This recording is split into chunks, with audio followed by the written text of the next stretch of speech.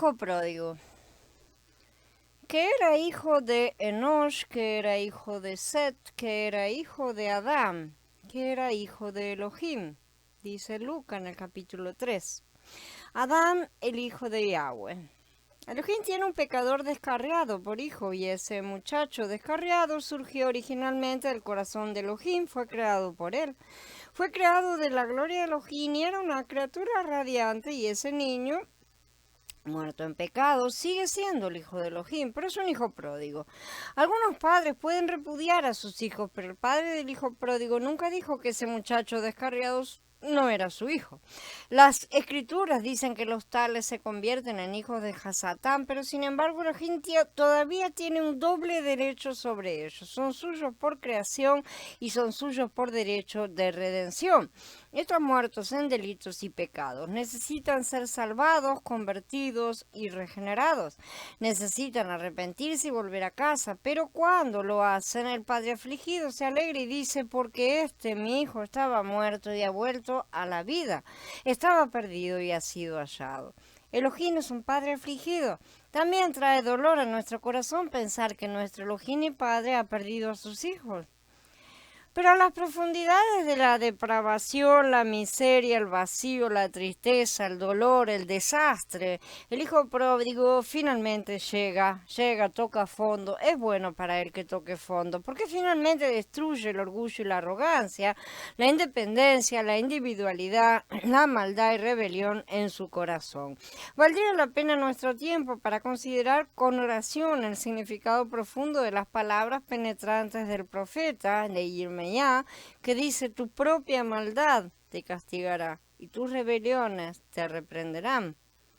Aquellos que suponen que la gehenna, el lago de fuego, representan la condenación eterna de los pecadores de la raza de Adán son ignorantes y no entienden nada en absoluto de las grandes leyes, propósitos y tratos del juicio de Elohim. El apóstol Shaul escribió a Timoteo acerca de 2 apóstatas en la congregación. Algunos, habiendo rechazado la fe, naufragaron, de los cuales son Himeneo y Alejandro, a quienes entregué a Hasatán para que aprendan a no blasfemar. ¿Fueron estos 2 réprobos entregados a Hasatán para ser atormentados para siempre en el lago de fuego? No, fueron entregados a Hasatán para que aprendan. Hasatán terminó siendo maestro. ¿Aprender qué? Aprender a no blasfemar. Debería ser obvio para toda mente pensante que tan pronto como se aprendiera la lección, estos individuos serían sacados debajo del poder de Hasatán, siendo así restaurados. El propósito de todo aprendizaje es la mejora del individuo y no su destrucción. En la parábola del hijo pródigo vemos que mientras alimentaba cerdos en el país lejano, el hijo pródigo volvió en sí. Fue la falta de comida lo que lo cambió. Su cuerpo fue hecho para necesitar comida, y así también nuestras almas han sido creadas para necesitar del alimento espiritual que solo podemos obtener del contacto con el Ruaj. El hijo pródigo estaba sufriendo los resultados de su propio egoísmo, lujuria y rebelión. Su propia maldad lo había castigado y sus rebeliones lo estaban reprendiendo. Su cuerpo estaba en agonía sin el sustento para el que fue creado. Necesitaba sustento físico realmente. Todo esto es el resultado de su pecado. El pecado puede también afectarnos físicamente. Estar sin Elohim en el mundo es la máxima desolación y desesperación de la vida. La realidad del juicio es la separación del amor, la comunión y la bendición de Elohim y el consiguiente reconocimiento de la condenación y los procesos de ira y juicio. A menudo olvidamos que Elohim no solo permite a Hasatán y el pecado y el mal, sino también los usa. Una y otra vez, cuando la dificultad aparece en el camino, el hombre se vuelve hacia el Elohim que ha despreciado, ¿sí? En sus buenos momentos, en sus buenos tiempos, cuando se cree que está bien parado y tiene todo lo que necesita.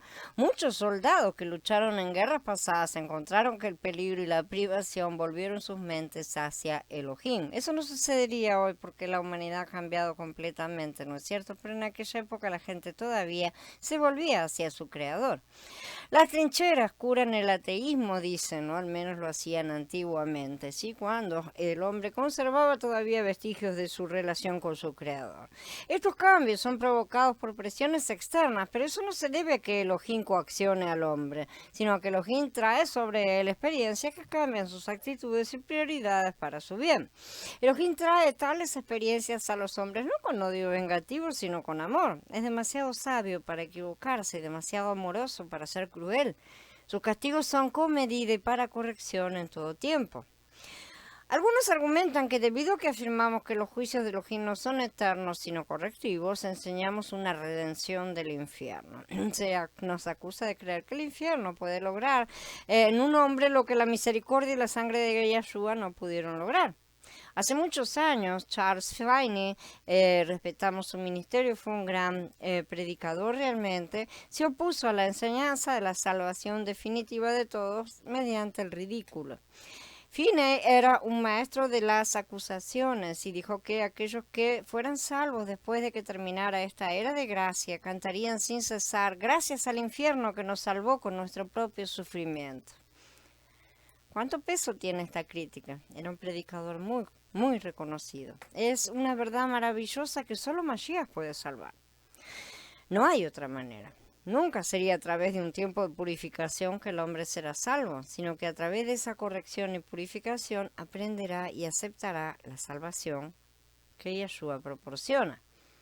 Este tipo de ridicularización ha sido muy utilizado en muchos tipos de cosas y no corresponde, y tenemos que tener mucho cuidado con esto porque podemos hacer caer a muchos. Este hombre era un predicador muy conocido, como digo, y tenía gran influencia sobre mucha gente.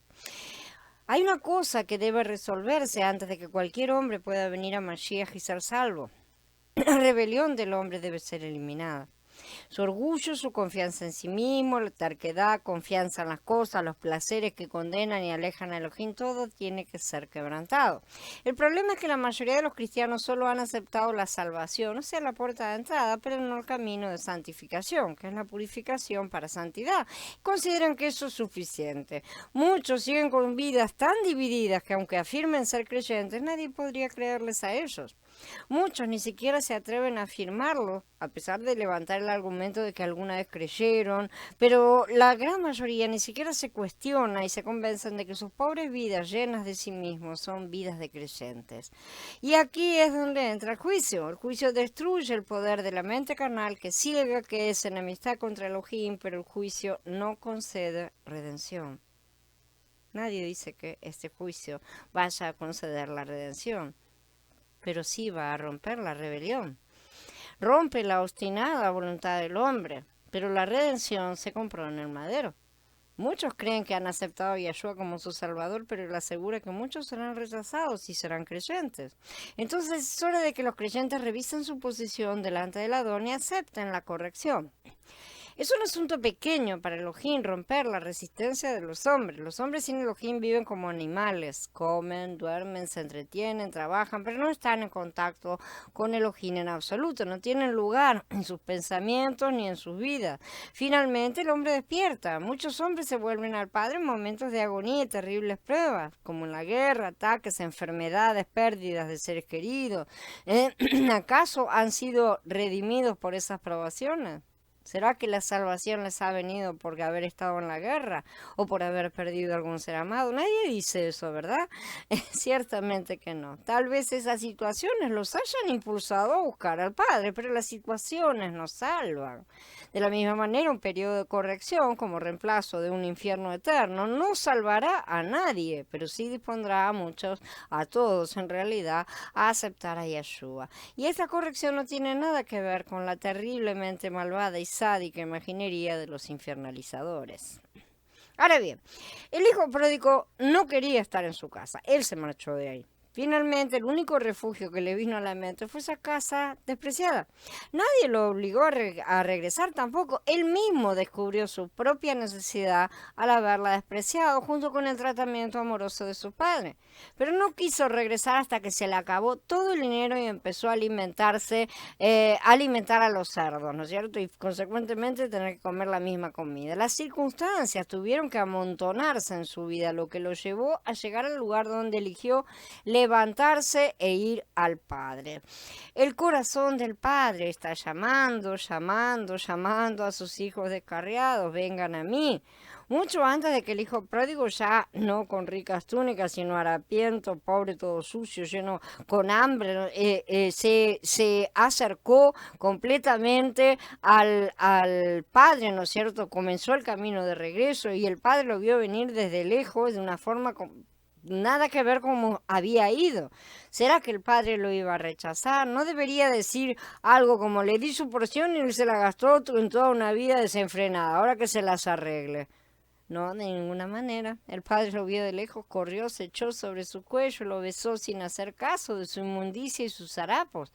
El padre interrumpió sus palabras cuando le estaba pidiendo perdón, ¿sí? Después el hijo confesó el pecado, el deseo de no ser ya tratado como hijo porque no se sentía merecedor, sino de llegar a ser esclavo en la casa del padre, que era lo que le correspondía por el pecado que había cometido de despreciar al padre, de dilapidar toda la fortuna y todo lo que había hecho. Así también nuestro Padre corre a nosotros cuando un pecador se arrepiente y se vuelve a Él. Pero Elohim, que rico en misericordia, a causa de su gran amor con que nos amó, aun estando nosotros muertos en delitos, nos dio vida juntamente con el Mashiach. Por gracia son ustedes salvos. Entonces, ¿por qué deberíamos ser esclavos de Hasatán, del pecado, de la muerte y del infierno? El padre tomó a su hijo y lo besó. Le dijo a los sirvientes que trajeran la mejor túnica y el anillo de sello que lo convertía en controlador de la propiedad de su padre. Le dijo que sacaran los instrumentos musicales y los bailarines, que se regocijaran y se alegraran. Traigan el ternero cebado y mátenlo, comamos y alegrémonos, porque este hijo mío estaba muerto y ha vuelto a vivir, estaba perdido y lo hemos hallado. Y comenzaron a festejar. Siempre que el juicio haya hecho su trabajo, cada vez que un hombre vuelve a sí mismo y dice volveré a casa, cada vez que decide me levantaré e iré a mi padre y diré a mi padre, he pecado contra el cielo y ante ti ya no soy digno de ser llamado tu hijo. Entonces el Elohim y Padre grande y eterno tomará a ese hombre manchado de pecado inmundo como es en ruaj, en alma y en cuerpo, y lo hará más blanco que la nieve. La pregunta ahora es, dado que ya hemos aprendido que el hombre no tiene en sí mismo la capacidad de libre albedrío para elegir por el Padre, ¿qué es lo que lo ha conducido de regreso a casa? Pues sí, señores, y todos hemos recorrido este camino de probaciones, de tribulaciones y tentaciones, de tropiezos y de caídas, una detrás de la otra, cada vez más hondo, hasta tocar fondo, hasta comer la comida de los cerdos, para volver en nosotros mismos y decidir volver a casa. Todos los hombres son hijos pródigos, aunque muchos no lo sepan aún, y todos deberán comer mucha comida de cerdo, algunos más que otros, antes de haber sido completamente quebrantados en su orgullo e independencia, antes de estar dispuestos de volver a casa y humillarse pidiendo perdón.